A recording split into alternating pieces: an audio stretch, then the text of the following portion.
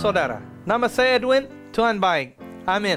Kami akan mengajarkan apa artinya Yesus telah menjadi miskin supaya kita menjadi kaya. Apa artinya? Saudara, kita akan belajar itu, kita harus melihat firman Tuhan. Bukan doktrin gereja, bukan apa. No, kita percaya kepada firman Tuhan. Dan kita tidak boleh berdiri atas satu ayat sendirian. Kita harus melihat apa. Ada beberapa ayat yang mendukung apa yang kita percaya, atau ada beberapa ayat lain yang support, yang mendukung ayat-ayat lain. Dalam nama Yesus, saudara, Tuhan baik. Amin. Dan kita akan menyampaikan firman Tuhan dengan kuasa Roh Kudus karena kita percaya kepada Dia, bukan kepada diri sendiri. Nah, saudara, kita mau melihat di 2 Korintus 8. Supaya kita menafsirkan firman Tuhan, kita harus tahu firman Tuhan berkata apa. Hello? Dalam keadaan apa? Kepada siapa? Firman ini berbicara kepada siapa? Ada 3 kelompok orang. Bukan di dalam 1 Korintus 10, tapi dengar. Ada 3 kelompok orang yang firman Tuhan bicarakan. 1, orang Yunani, berarti orang dunia yang tidak kenal Tuhan. Orang Yahudi, anak Allah, gereja. Jadi Tuhan, firman Tuhan akan berbicara 3 kelompok ini. Harus tahu, apakah dia lagi berbicara kepada orang dunia? Apakah dia lagi berbicara kepada orang Yahudi saja? Apakah dia lagi berbicara kepada anak Tuhan atau gereja? Amin. Yaitu kalau orang tentu jelas buku Roma ditulis kepada gereja. Amin. Juga kalau kita melihat ada beberapa firman di Perjanjian Lama itu ditulis untuk orang Yahudi pada saat itu untuk lakukan. Jadi kita harus menafsirkan firman Tuhan berbicara kepada siapa, dalam keadaan bagaimana, di bawah perjanjian mana, Perjanjian Lama atau Perjanjian Baru. Jadi kita untuk menafsirkan firman Tuhan, jangan membangun ayat atau doktrin ajaran atas satu ayat saja. Kita harus lihat beberapa ayat. 2 Korintus dalam ayat 9. Karena kamu telah mengenal kasih karunia. Kita tahu kasih karunia ialah kemurahan Tuhan yang tidak didasarkan atas jerih payah manusia. Amin. Anugerah Tuhan, anugerah. Karena kamu telah mengenal kasih karunia Tuhan kita Yesus Kristus, bahwa Ia yang oleh karena kamu menjadi miskin, sekalipun Ia kaya, supaya kamu menjadi kaya oleh karena kemiskinannya. Nah, kaya di sini apa? Miskin, Yesus menjadi miskin bagaimana? Nah, saudara, kalau kita lihat 2 Korintus pasal 8 dan 9 ada hubungan dengan mau kasih persembahan kepada orang-orang kudus. Hello, nanti lihat sendiri. Hello, malahan dia pasal 9 dia mulai berkata ada gereja juga bersumpah mau kasih persembahan. Ketahuilah, orang yang menabur sedikit, memberi sedikit, menuai sedikit. Kalau menabur banyak, memberi banyak, menuai banyak. Hello saudara. Jadi itu semua ada hubungan dengan finansial. Pasal 8 dan 9 berbicara mengenai memberi persembahan kepada orang miskin, juga ada tempat. Hello, orang-orang kudus. Ada orang berjanji kasih persembahan, jadi dia lagi berbicara. Walaupun mereka lagi mengalami kesulitan, kesusahan keuangan, mereka tetap memberi. Sebab mereka pertama memberi diri kepada Tuhan. Nanti kita baca 2 Korintus 8 dan 9. Kalau bisa membaca 5 kali. Tidak harus dalam satu hari kalau Anda belum mengerti. Jadi kaya di sini, ini ada hubungan dengan finansial. Karena ini dalam hubungan, dalam konteks apa yang dibicarakan di pasal 8 dan 9 mengenai memberi. Ini memang ada hubungan dengan kaya secara finansial. Ayat 9, karena kamu telah mengenal kasih karunia Tuhan kita Yesus Kristus, bahwa Ia yang oleh karena kamu menjadi miskin, sekalipun Ia kaya, supaya kamu menjadi kaya oleh karena kemiskinannya. Amin. Nah, kita mau melihat contoh yang terbaik dalam Alkitab mengenai hal ini ialah Yusuf. Nah, saudara, di Perjanjian Lama kita bisa melihat beberapa orang di dalamnya. Kita bisa lihat, saya bisa lihat Yesus di dalamnya. Contohnya kalau lihat Yusuf. Yusuf datang, Yusuf berada bersama papinya, disayangi papinya. Ada kemurahan lebih daripada kakaknya. Dia juga dapat jaket, baju warna-warni. Dia lebih sayangi papinya. Nah, kita tahu juga Yusuf, kalau papinya panggil, pergi, dia bukan naik motor lalu. Hello, dia harus pergi agak jauh, ketemu kakaknya. Hello, mereka seharusnya, jaga ternak atau bagaimana. Dia harus pergi melihat mereka. You can melihat cerita, lihat Kejadian pasal 39 sampai 45 mengenai Yusuf. Jadi kita bisa lihat Yusuf itu, kalau papinya panggil, lihat kakak kamu. Apakah mereka jaga ternak dengan baik. Dia berkata, saat papinya bilang, Yusuf, bahasa Inggris berkata, here I am. Bahasa penerjemahan, akulah di sini. Di sinilah aku Bapa, papi. Dia baik sekali, dia taat. Nah, juga kakaknya kita lihat, cemburu sama dia, Yusuf. Akhirnya mereka menjual dia menjadi budak. Mereka ambil bajunya, mereka taruh darah binatang, mereka bawa bajunya kepada papinya dan berkata, oh Yusuf mati oleh binatang yang buas. Tapi mereka berdusta. Tapi Yusuf dijual sebagai budak. Nah, kita lihat Yesus datang ke bumi, dia juga disayangi Bapa di surga, dia ada kemurahan dengan papinya, dan kita tahu bahwa mereka suruh Yesus untuk dibunuh, ditolak oleh saudaranya, orang Israel. Jadi cerita Yusuf dan Yesus luar biasa mirip. Jadi ini menggambarkan Yesus dalam cerita Yusuf. Dan kita bisa melihat Yusuf itu menjadi budak. Di dalam rumah Potifar itu, firman Tuhan berkata, nanti you can lihat Kejadian 39, bahwa Tuhan selalu menyertai Yusuf. Bahasa Inggris berkata, the Lord made everything he did to prosper. Tuhan membuat segala sesuatu yang dilakukan untuk berhasil. Jadi Yusuf itu, Tuhan menyertai dia. Semuanya yang dilakukan dia berhasil. Akhirnya semuanya di rumah Potifar itu, orang besar, posisi besar, kita boleh berkata di dalam pemerintahan, posisi dia besar. Semua yang berada di rumah Potifar itu di bawah kekuasaan Yusuf. Firman Tuhan berkata bahwa Potifar melihat bahwa Tuhan menyertai Yusuf, sebab semua yang Yusuf itu lakukan berhasil. Amin. Luar biasa. Haleluya. Itu semuanya karena Tuhan menyertai Yusuf. Tuhan menyertai dia. Jadi Tuhan menyertai kita juga. Orang bisa melihat bahwa Tuhan menyertai kita, sebab semua yang kita lakukan berhasil. Amin. Now, rupanya mungkin Potifar mungkin kurang ada di rumahnya atau apa, kurang baik.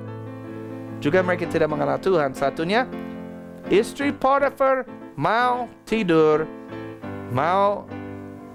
sama Yusuf. Tapi Yusuf, dia lihat bagaimana dia bisa melakukan ini terhadap Tuhan. Akhirnya dia meninggalkan ibu itu, tapi ibu itu ambil bajunya dan ambil. Kemudian dia tetap pegang bajunya, Yusuf lari. Nah, Potifar datang ke rumahnya, istrinya berdusta. Dia berkata, Yusuf berusaha berbaring bersama dia. Mengerti? Dia berdusta. Akhirnya Yusuf masuk ke dalam penjara. Dia menanggung kesalahan orang lain. Yusuf tidak bersalah. Dia menanggung kesalahan orang lain. Nah, inilah pertama dia menanggung kesalahan saudaranya orang Yahudi. Sekarang ini orang yang bukan Yahudi. Dia menanggung kesalahan mereka. Dia tidak bersalah. Sama Yesus. Yesus menanggung kesalahan orang Yahudi. Dia juga menanggung kesalahan orang dunia. Amin. Jadi saat dia berada dalam penjara, apa yang terjadi? Dia dapat kemurahan kepala penjara. Hello, dia mulai atur hal-hal di dalam penjara. Dimanapun dia pergi ada kemurahan untuk menjadi juga pemimpin.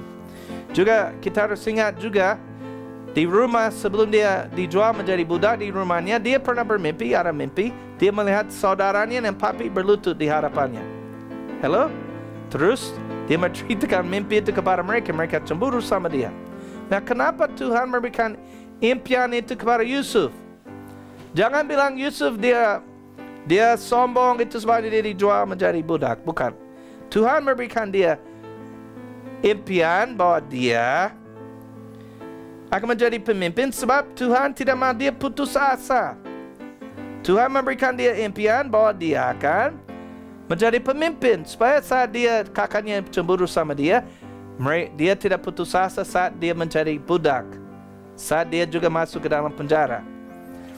Now, firman Tuhan berkata ayat 1, Ibrani 12 ayat 1, karena kita mempunyai banyak saksi, bagaikan awan yang mengelilingi kita, marilah kita menanggalkan semua beban dan dosa yang begitu merintangi kita dan berlomba dengan tekun dalam perlombaan yang diwajibkan bagi kita. Marilah kita melakukan dengan mata yang tertuju kepada Yesus, yang memimpin kita ke dalam iman, dan yang membawa iman itu kepada kesempurnaan. Nah, lihat mengenai Yesus, yang dengan mengabaikan kehinaan, ini Yesus, yang dengan mengabaikan kehinaan, tekun memikul salib, ganti sukacita yang disediakan bagi Dia yang sekarang duduk di sebelah kanan tahta Allah. Yang dengan mengabaikan kehinaan, tekun memikul salib, ganti sukacita yang disediakan bagi Dia yang sekarang duduk di sebelah kanan tahta Allah. Yaitu ada sukacita di depan Dia walaupun Dia harus menanggung kehinaan, Dia harus disalibkan. Ada sukacita di hadapan Dia sampai Dia bisa menanggung penderitaan itu, kehinaan itu.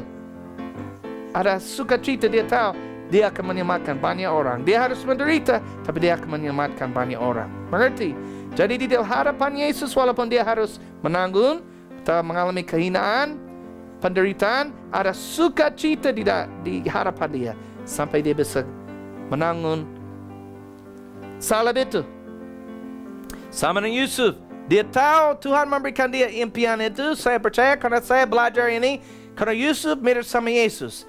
Jadi kalau melihat Yusuf, bisa melihat Yesus. Kalau melihat Yesus, bisa melihat Yusuf. Dan saya menggabungkan cerita Yesus bersama cerita Yusuf dan dapat pengertian dari Roh Allah. Sekali lagi, Tuhan kasih dia impian, mimpi. Kamu, saudaramu akan berlutut di hadapanmu, berarti dia akan menjadi pemimpin. Supaya apa? Saat dia memikul kehinaan, ingat saat saudara sejarah, saat orang dijual sebagai budak, mereka harus menjadi telanjang. Yesus di atas salib itu juga menjadi telanjang.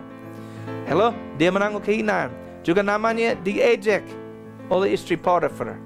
Tapi dia ada sukacita di hadapan dia. Kenapa? Dia tahu saudara akan berlutut di hadapan dia. Jadi dia pegang firman Tuhan. Saat dia pegang firman Tuhan, banyak hal terjadi sama dia yang tidak sesuai dengan firman.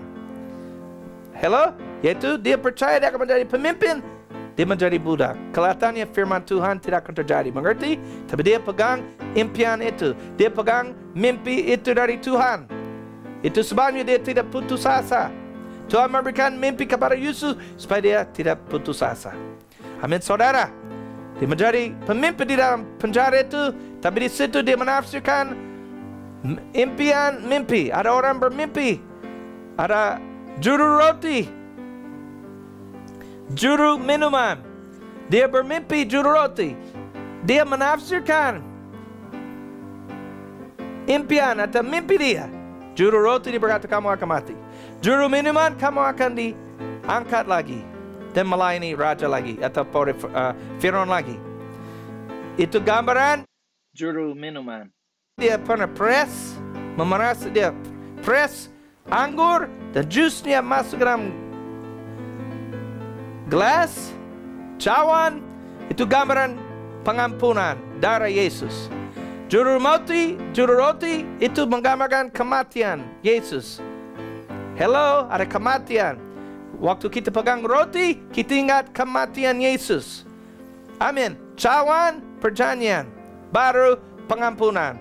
Kita lihat dari juru roti, dia mati. Juru minuman akan diangkat lagi melayani Firaun lagi. Akhirnya dia melayani Firaun lagi. Dia berkata, jangan lupakan aku. Dan Firaun bermimpi. Juru minuman ingat, saya kenal orang bisa menafsirkan mimpi. Yang lain tidak bisa dalam kerajaan dia, tidak mengerti, tidak bisa menafsirkan mimpi. Tapi Yusuf bisa. Akhirnya dia menafsirkan mimpi. Akhirnya dia diangkat. 7 tahun kelimpahan harus simpan. Kalau sangat salah 20%. 7 tahun lagi, 7 tahun kelimpahan, 7 tahun kelaparan. Dan dia langsung diangkat menjadi orang di sebelah kanan Firaun. Itu mirip sama Yesus. Betul. Kemudian saudaranya datang, minta, karena ada kelaparan. Ini mulai 7 tahun kelaparan. Tapi Mesir, karena Yusuf tahu dari Tuhan, dia ada kekayaan. Kemudian saudaranya datang. Mereka meminta uang. Mau minta makanan. Mereka mau bayar. Dan mereka datang, kalau enggak mereka bisa mati karena ada kelaparan yang sangat hebat. 7 tahun kelaparan. Terus karena 7 tahun kelimpahan, Mesir melalui Yusuf simpan, mereka ada banyak berkat. Akhirnya mereka datang, terus dia minta mereka datang lagi. Kali kedua dia berkata, akulah Yusuf. Mereka lihat karena mereka tahu mereka menjual dia sebagai budak. Akhirnya dia bisa mengampuni mereka, betul? Yusuf mengampuni mereka. Dia tahu Tuhan yang menaruh dia di Mesir. Amin. Akulah Yusuf, mereka takut. Tapi dia berkata mendekati aku. Akulah Yusuf. Itu gambaran orang percaya kepada Yesus. Amin. Kemudian kita bisa lihat Kejadian 45 apa yang terjadi di sini. Ini menggambarkan Yesus menjadi miskin supaya kita menjadi kaya. Kemudian ayat 9. Segeralah kamu kembali kepada Bapa dan katakanlah kepadanya, beginilah kata Yusuf, anakmu. Aku telah menempatkan aku sebagai Allah telah menempatkan aku sebagai Tuhan atas seluruh Mesir. Datanglah menempatkan aku, janganlah tunggu-tunggu. Engkau akan tinggal di tanah Goshen dan akan dekat kepadaku.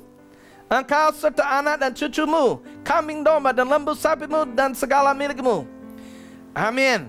Jadi akan tinggal di Goshen, dekat sama dia. Ini semua ini karena kasih karunia, anugerah. Bukan didasarkan, mereka dapat kemurahan, bukan didasarkan atas jerih payah mereka, sebab mereka telah menjual Yusuf. Ini semua ini karena anugerah, karena kebaikan yang timbul dari Yusuf. Yusuf menanggung kesalahan mereka. Yusuf menjadi miskin supaya menikmati mereka, supaya mereka juga bisa hidup enak. Kamu akan tinggal di Goshen dan aku akan dekat kepadaku. Dan akan dekat kepadaku engkau serta anak dan cucumu, kambing domba, lembu sapimu dan segala milikmu. Di sana aku memelihara engkau. Sebab kelaparan ini masih ada 5 tahun lagi, supaya engkau jangan jatuh miskin bersama seisi rumahmu dan semua orang yang ikut serta dengan engkau. Dan kamu telah melihat dengan mata sendiri, dan saudaraku Benyamin juga, bahwa melukku sendiri mengatakannya kepadamu. Dan dia berkata, ceritakanlah ini semua kepada Bapa. Segala kemuliaanku di negeri Mesir ini, dan segala yang telah kamu lihat, kemudian segeralah bawa Bapa kemari. Dia Israel, umat Allah, tidak boleh jatuh miskin. Menceritakan segala kemuliaan Yusuf. Sekarang saya menceritakan ini dengan gambaran atau dengan pengertian akan Yesus. Saya menceritakan kemuliaan Yesus kepada kamu, supaya kamu segera pada hari ini, genaplah nas ini, supaya kamu segera masuk Goshen. Amin. Dan kita tahu Firaun mendengar ini, dia mencium mereka. Firaun mendengar bahwa saudaranya akan datang. Dan Firaun berkata ayat 17, nanti baca Kejadian 45 sendiri. Lalu berkatalah Firaun kepada Yusuf, katakanlah kepada saudara-saudaramu, buatlah begini, muatilah binatang-binatangmu, dan pergilah ke tanah Kanan untuk bawa Yusuf. Tapi mereka harus menceritakan segala kemuliaan Yusuf dulu. Dia Tuhan di Mesir. Saya menceritakan kepada Yesus telah diberikan segala otoritas di surga dan di bumi. Dia menjadi miskin supaya kamu menjadi kaya oleh karena kemiskinannya. Semua ini karena anugerah kasih karunia. Sama kakaknya tidak baik sama Yusuf, tapi mereka bisa dapat berkat. Jemputlah ayahmu di tanah Kanan dan seisi rumahmu, dan datanglah mendapatkan aku. Maka aku akan memberikan kepadamu apa yang paling baik di tanah Mesir. Saya akan lewat waktu sedikit daripada biasa. Aku akan memberikan yang paling baik di tanah Mesir, sehingga kamu akan mengecap kesuburan tanah ini.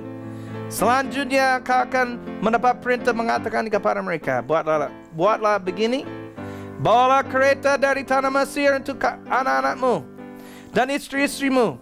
Jemputlah ayahmu dari sana dan datanglah kemari.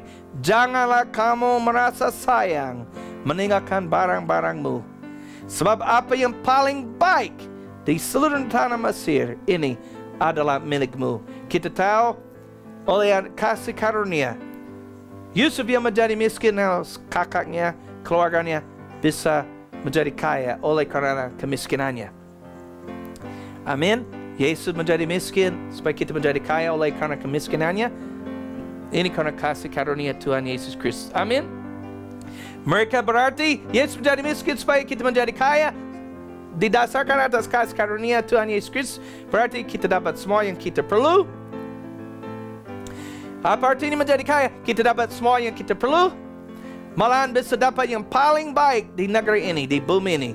Karena Yusuf memiliki otoritas kemuliaan di Mesir, tapi Yesus di seluruh dunia. Bumi dan segala isinya dimiliki Tuhan. Amin. Juga pada akhir zaman ini, Yakub kita tahu ayah Yusuf, dia melihat kekayaan dari kereta dari Mesir, barang yang paling baik.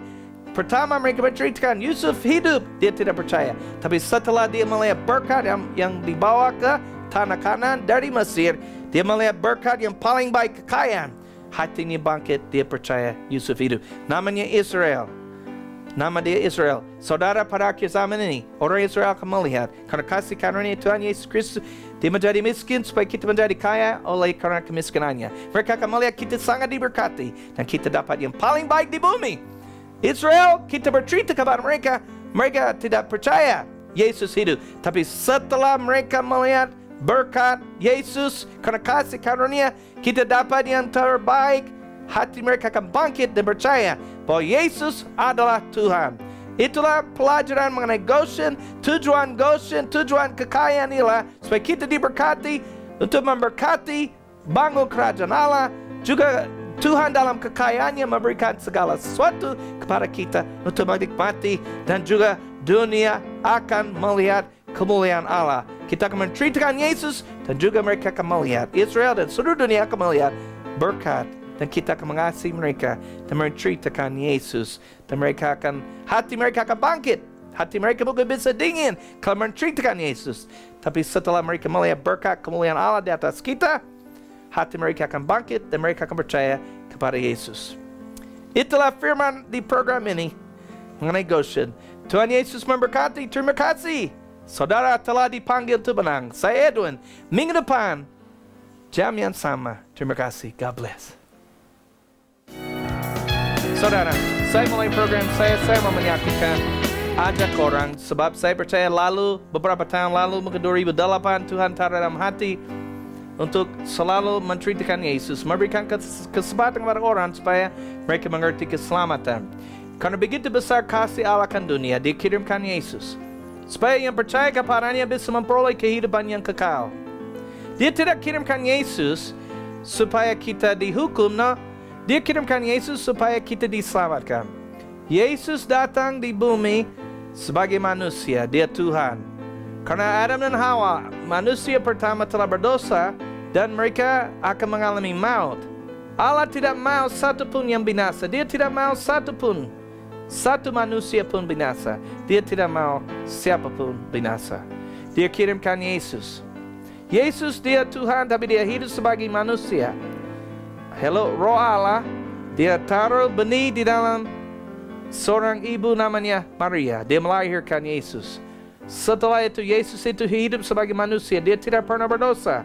Dia menjadi korban bagi kita supaya kita diselamatkan. Yesus menanggung kesalahan kita. Dia disalibkan, ada paku masukkan. Dia berada di atas kayu salib, ada paku masuk ke dalam tangannya, dan kakinya dia digantung di atas kayu salib itu. Dia juga mengalami murka Allah. Dia berdarah, dia menderita, dia juga mati. 3 hari kemudian dia hidup lagi. Melalui Yesus ada keselamatan. Dia hidup lagi. Dia sudah menanggung kesalahan kita. Allah tidak memperhitungkan kesalahan kita. Kenapa? Yesus menanggung kesalahan kita. Kita yang bersalah, tapi Yesus menanggung kesalahan kita.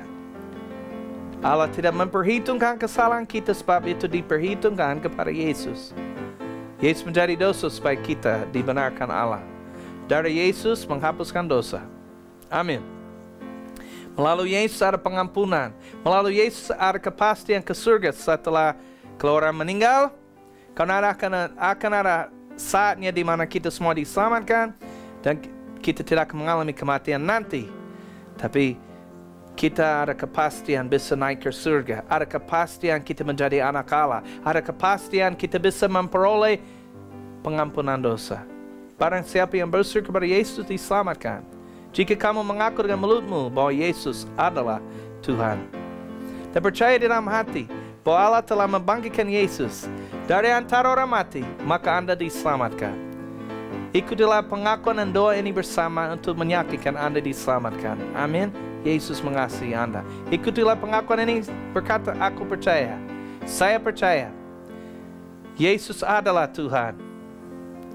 Saya percaya Allah telah membangkitkan Yesus dari antara orang mati.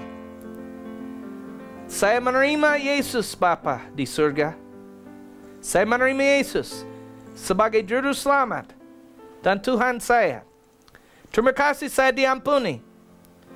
Terima kasih saya adalah anak-Mu selama-lamanya. Dan Kaulah Bapakku selama-lamanya. Dalam nama Yesus. Amin.